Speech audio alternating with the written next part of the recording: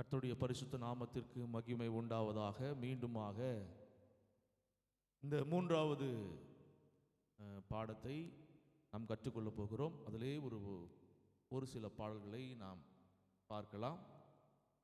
கடந்த நாட்களில் அந்த கீஸ் நேம் எல்லாம் நம்ம பார்த்துருப்போம். இந்த கீஸ் நேம் எல்லாம் என்னன்னு சொல்லி பார்த்துருப்போம். அடுத்தது சி மேஜருடைய ரூட் கார்டு மற்றும் 3 இன்வர்ஷன்ஸை நாம் பார்த்துருப்போம் இல்லையா? ரூட் கார்டு எது? இதுதான் ரூட் கார்டு இல்லையா? C major root chord. அடுத்ததாக ஃபர்ஸ்ட் இன்வர்ஷன், செகண்ட் இன்வர்ஷன். இது அப்படியே வாசிட்டே போகலாம். கீழே அப்படியே செகண்ட் இன்வர்ஷன் வரும். First inversion, second inversion, root chord. திருப்போம் first inversion, second inversion, root card, first inversion, second inversion, root chord. இப்படி போயிட்டு இருக்கும். அதே போல் இந்த பாட்டை பார்த்துருப்போம் இல்லையா? தாசரை தரணியை என்பாய் இயேசுவுக்கு சொந்தமாக்குவோம் என்ற பாடலை நாம் பார்த்திருப்போம். நிச்சயமாகவே இது உங்களுக்கு பிரயோஜனமாக இருக்கும் என்று சொல்லி நாங்கள் நம்புகிறோம். இந்த நாளிலே கூட என்னை பார்த்த அருமையான சோலூர் நம்ம லுத்தரன் திருச்சபையிலே ஊழியம் செய்கிற ரெவரன் சந்தோஷ் பாஸ்டர் அவங்க இன்னைக்கு என்னை பார்த்து சொன்னாங்க, ரொம்ப பிரயோஜனமாக இருக்கிறது அப்படி என்று சொன்னாங்க. ரொம்ப சந்தோஷம். எனவே அநேகருக்கு இது பிரயோஜனமாக இருக்கும் என்று சொல்லி நான் கர்த்தருக்குள் நம்புகிறேன். ஒரு காரியத்தை நான் சொல்ல மறந்துட்டேன். என்னென்னா, இப்போ சி மேஜரில் நம்ம வாசிக்கும் போது எங்கே வாசிக்கணும் அப்படின்றது நமக்கு ஒரு குழப்பமாகவே இருந்தது. அதை நான் சொல்லிடுறேன் எங்கேருந்து வாசிக்கணும்னு சொல்லி.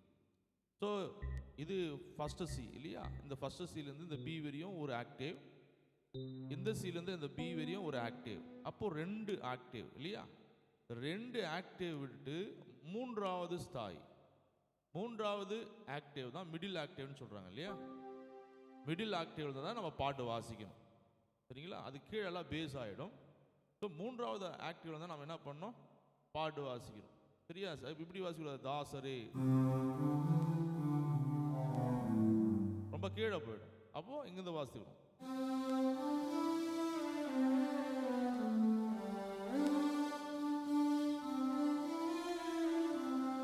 சரிங்களா? ஸோ மிடில் ஆக்டிவ்ல இருந்து தான் என்ன பண்ணணும்? நம்ம மேலே நம்ம வாசிக்கணும். இந்த பக்கம் ஒரு 2 ஆக்டிவ், இந்த பக்கம் ஒரு 2 ஆக்டிவ், நடுவில் தான் மிடில் ஆக்டிவ் இல்லையா? ஸோ இந்த 3வது சீலிருந்து தான் நம்ம என்ன பண்ணுறோம்? மிடில் ஆக்டிவ்னு சொல்கிறோம். ஸோ இங்கிருந்து தான் நம்ம என்ன பண்ணணும்? பாட்டு ஆரம்பிக்கணும். சரி, அடுத்த லெசன் என்ன அப்படின்னு சொல்லி நம்ம பார்க்கும்போது பென்டாடானிக் அப்படின்னு சொல்லுவாங்க. பென்டா அப்படின்னாவே 5ன்னு சொல்லி அர்த்தம், 5 அப்படின்னு சொல்லி அர்த்தம், சரிங்களா? அப்போது ஒரு பாடல் அமையணும்னா 7 ஸ்வரங்கள் தேவை இல்லையா? 7 ஸ்வரங்கள். ஆனால் இந்த பென்டாடானிக் ஸ்கேலில் வந்து பார்த்தீங்கன்னா 5 ஒரு ஸ்தாயில், அதாவது ஒரு ஆக்டேவில் 5 நோட்டை வச்சு பாட்டு நம்ம என்ன பண்ணலாம்? வாசிக்க முடியும். உதாரணத்துக்கு பார்த்தீங்கன்னா இப்போ C D E F G A B C, இது 7 ஸ்வரங்கள் இல்லையா? ஸோ இந்த 7 நோட் இருக்குது. இந்த சியோடு சேர்த்து 8, இந்த பி வரையும் 7 ஆகுது. ஸோ இதுக்குள்ள 2 நோட்டு நம்ம விட்டுரு போகிறோம். அப்போ 7ல் 2 போச்சுன்னா, 7ல் 2 போச்சுன்னா 10 இருக்குது 5, சரிங்களா? எந்தெந்த நோட்டு நம்ம விட போகிறோம் அப்படின்னா இந்த எஃப், இந்த பி, சரியா? எஃப் பி, இங்கே பி, சரியா? அப்படி மேலே போகும்போது இந்த எஃப் நம்ம என்ன பண்ணக்கூடாது? டச் பண்ணக்கூடாது, சரியா? அப்போ எங்கெல்லாம் எஃப் பி வருதோ ஒவ்வொரு ஆக்டிவ்லும் நம்ம என்ன பண்ணணும்? அதை விட்டுடணும். அதை விட்டுட்டு தான் நம்ம என்ன பண்ண போகிறோம்? வாசிக்க போகிறோம். இப்போ உதாரணத்துக்கு நாம் வாசிக்கலாமா? இப்போ சி டி இ, எஃப் விட்டுணுமா? அப்புறம் ஜி ஏ, அப்புறம் சி, அப்படியே வாசிட்டு போனால்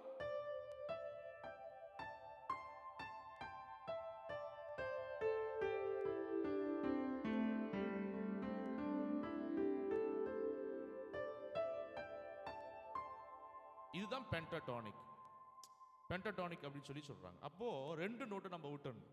ஒன்று எஃப், இன்னொன்று பி. அதை டச் பண்ணாம பாட வாசிக்க முடியும். என்ன பாட வாசிக்க முடியும் நம்ம லுத்தரன் பாடல் அப்படின்னு பார்த்தாக்கா 141 நம்ம பாடல் புத்தகத்தில் 141 எல்லாருமே இந்த கிறிஸ்மஸ் காலங்களில் பாடி இருப்பீங்க.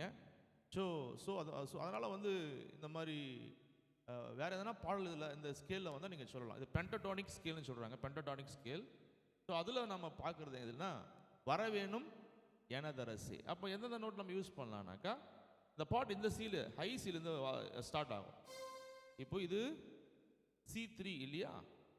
C3னா தேர்ட் ஆக்டிவோட சி, ஃபோர்த் ஆக்டிவ் சீலேருந்து நம்ம ஸ்டார்ட் பண்ணலாம். அப்போ இங்கேருந்து நம்ம வாசிக்கும் போது இந்த பியை நம்ம விட்டுடணும், இந்த எஃப்பை நம்ம விட்டுடணும். ஓகேவா? அப்படியே பாடிட்டே நம்ம வாசிக்கிறேன். டைமிங் மிஸ் ஆகும், பரவாயில்ல. ஏன்னா அந்த மெலடி முதல்ல உங்களுக்கு மனப்பாடம் ஆகணும். அதுக்கப்புறமா நம்ம ரிதம் போட்டு நம்ம என்ன பண்ணுவோம், வாசிப்போம். சரிங்களா? வரவேணும் எனதரசி மனுவே ஈசரேல் கிரசி. திரும்ப வாசிக்கிறேன். வரவேணும் எனதரசி மனுவே ஈசரேல் சிரசி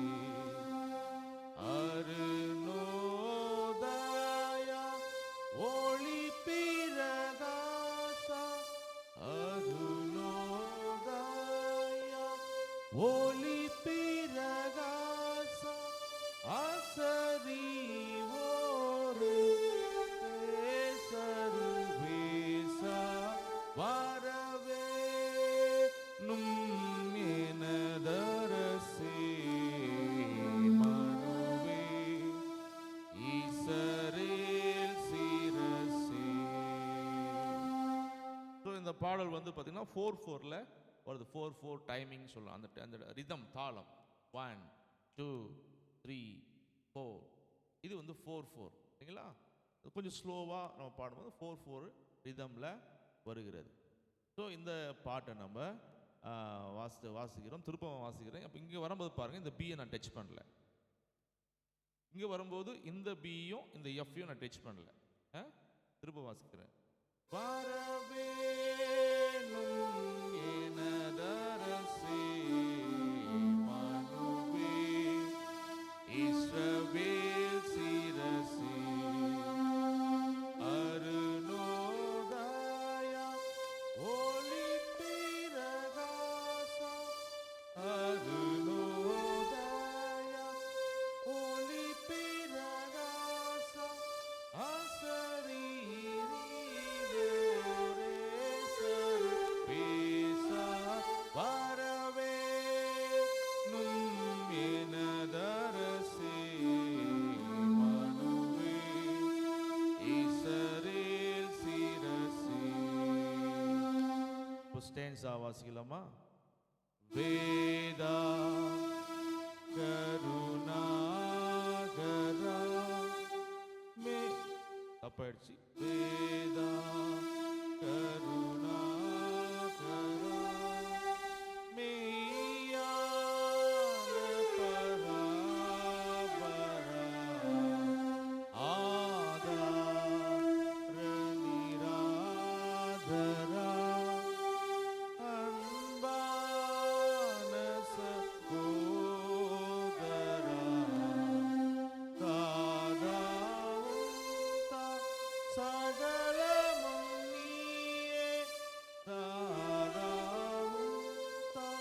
சகலமும் நீயே தாதாவுந்தா வரம் நல்கு வாயே வரவேணும் எனதரசி மனுவே இஸ்ரவேல் சிரசி. ஒருவேளை கொஞ்சம் ஃபாஸ்ட்டாக இருந்தால் கூட நீங்கள் இந்த வீடியோவை ஸ்பீடு கம்மியாக வச்சு நீங்கள் அந்த காரியங்களை நீங்கள் அந்த பாட்டை நீங்கள் கற்றுக்கொள்ளலாம். இப்போ கொஞ்சம் ரிதம் போட்டு நம்ம அதை ட்ரை பண்ணி பார்ப்போம். அந்த பாட்டு எவ்வளோ ஒரு ஸ்பீடில் வருதுன்னு.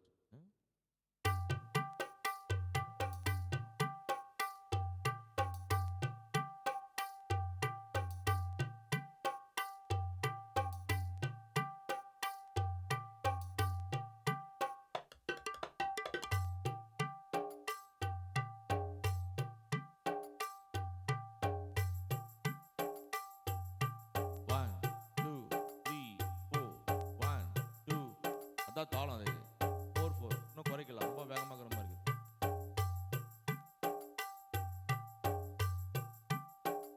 ஸ்டார்ட் பண்ணலாமா? வர வேணும். 1 2 3 4, 1 2 3 4.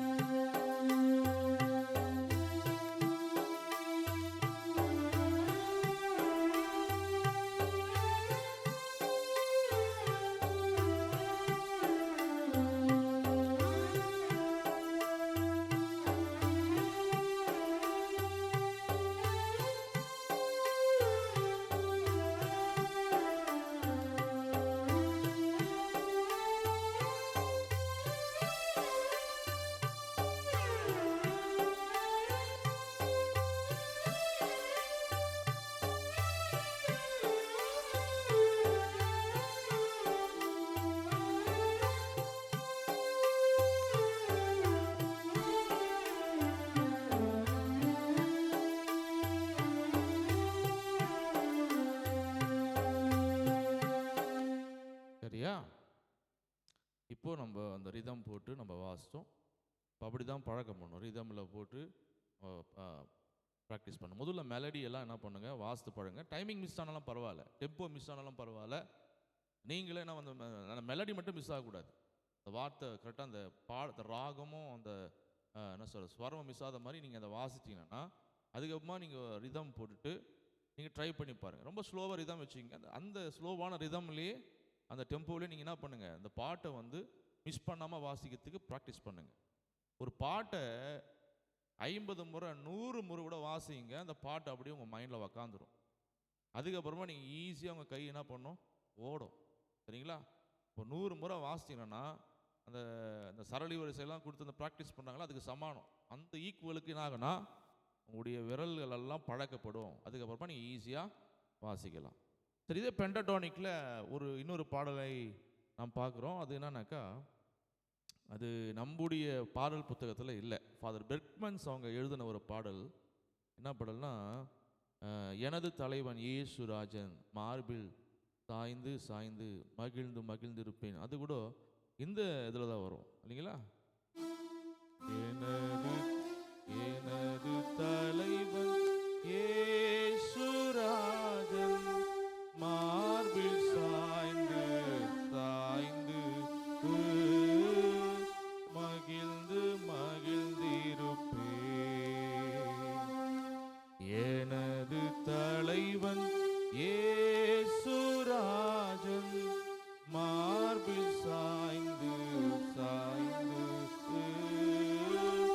மகிழ்ந்து மகிழ்ந்திருப்பேன். எனது இதய தெய்வம் இரக்கத்தின் சிகரம். எனது தெய்வம் இதய தெய்வம் இரக்கத்து சிகரம். பார்த்து பார்த்து ரசித்து ருசித்து பார்த்து பார்த்து பார்த்து ரசித்து ருசித்து பரவசம் அடைவே, பரவசம் அடைவே. எனது தலைவன் இயேசுராஜன் மார்பில் சாய்ந்து சாய்ந்து மகிழ்ந்து மகிழ்ந்திருப்பேன். இதே ரிதம்ல நம்ம இந்த பாட்டை நம்ம பார்ப்போம். நான் சின்ன சின்ன தவறுகள் பண்ணுவேன், அது உங்களுக்கு தெரியும் நினைக்கிறேன். அதை அப்போது திருத்திக் கொள்ளுங்கள். ஏன்னா அது லைவில் அப்படியே போட்டு நான் ரெக்கார்ட் பண்ணுறதுனால அதை எடிட் பண்ணுவதற்கு டைம் கிடைக்குமான்னு தெரியல. சரி, நான் திரும்ப அந்த பாட்டை ரிதமில் வாசிக்கிறேன். எனது தலைவன் இயேசுராஜன் மார்பில் சாய்ந்து சாய்ந்து மகிழ்ந்து மகிழ்ந்திருப்பேன். எனது தலைவன் இயேசுராஜன் மார்பில் சாய்ந்து சாய்ந்து மகிழ்ந்து மகிழ்ந்திருப்பேன். எனது தெய்வம் இது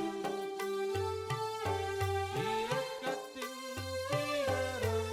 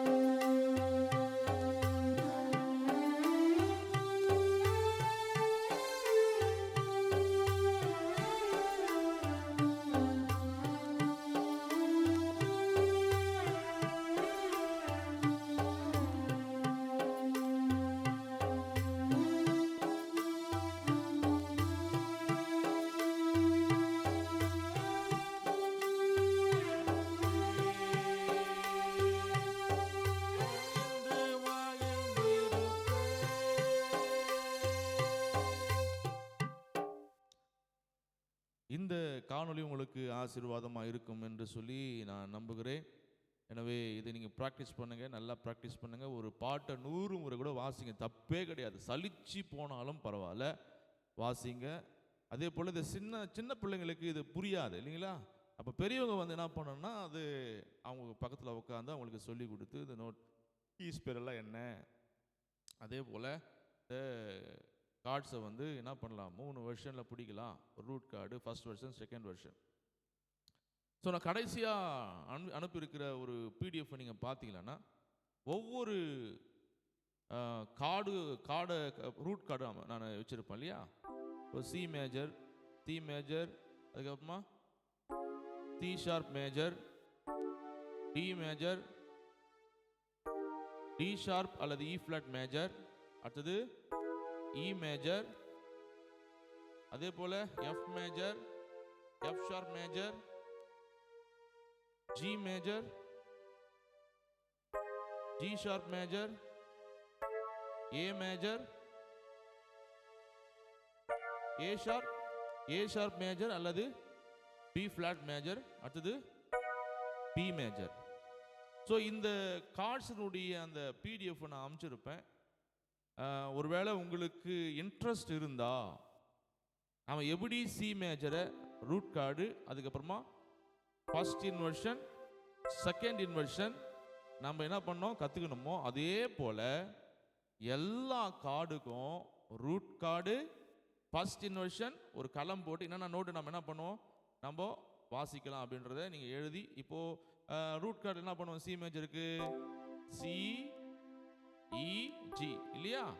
அப்போ அது ஒரு களம், அது ஒரு களமில் போட்டு ரூட் கார்டுன்னு போட்டு, இப்போ சி மேஜருக்கு ரூட் கார்டு இது இந்த நோட்டு எழுதுங்க. அதுக்கு ஃபர்ஸ்ட் இன்வர்ஷன் ஒரு களம் போட்டு இந்த நோட்டு எழுதுங்க, இ ஜி சி. இன்னொரு காலம் போட்டு, மூணாவது காலம் போட்டு அது செகண்ட் இன்வர்ஷன் எழுதி GCE இப்படி போட்டு என்ன பண்ணுங்கன்னா எல்லா கார்டுக்கு என்ன பண்ணுங்க, ஒரு நோட் போட்டு ரூட் கார்டுக்கு அடுத்தது ரெண்டாவது காலம் வந்து ஃபர்ஸ்ட் இன்வர்ஷன், மூணாவது காலம் வந்து செகண்ட் இன்வர்ஷன் அப்படி போட்டு நீங்கள் ஒரு நோட்டுக்கும் சி மேஜர், அது கீழே சி ஷார்ப் மேஜர், அதே போல் D major, D sharp, E F, F sharp, G sharp, A sharp, B, இது போல் என்ன பண்ணுங்கன்னா அந்த ஃபஸ்ட்டு ரூட் நோட்டெல்லாம் எழுதிட்டு வந்துடுங்க.